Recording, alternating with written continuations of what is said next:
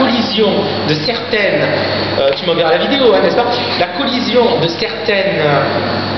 en fait, je veux dire, le Big Bang, par exemple, résulte de la collision de mondes parallèles.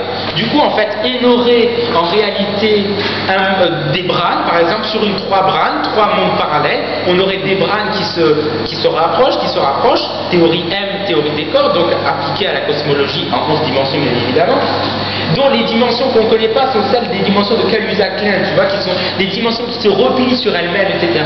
Et donc, du coup, on aurait eh bien, un rapprochement de ces brânes, donc du coup, ça correspondrait dans le modèle standard au Big Crunch en fait.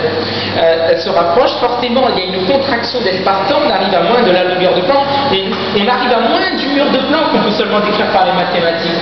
Et du coup, là, paf, il y a une libération d'énergie.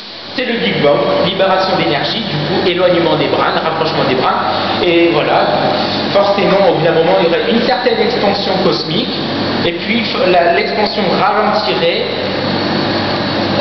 donnant le Big Crunch, ce qui fait qu'après il y a une affinité du monde. Donc si on part de ce principe-là, l'univers a toujours existé parce que l'espace-temps se replie toujours sur lui-même et repart. Sauf que on observe de nos jours, etc., avec la matière noire, l'énergie sombre, que finalement l'expansion s'accroît. Alors est-ce qu'elle va ralentir ou non? Bon, ben ça confirmera dans quelques milliards d'années si la théorie M est juste.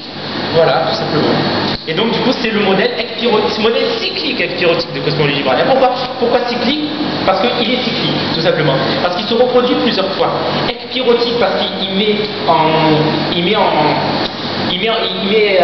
en question dans le problème des mondes ekpyrotiques, des univers ekpyrotiques. Tapez univers ekpyrotique sur Wikipédia par exemple. Bah, je vais vous l'écrire. Ekpyrotique. Voilà, donc on voit bien.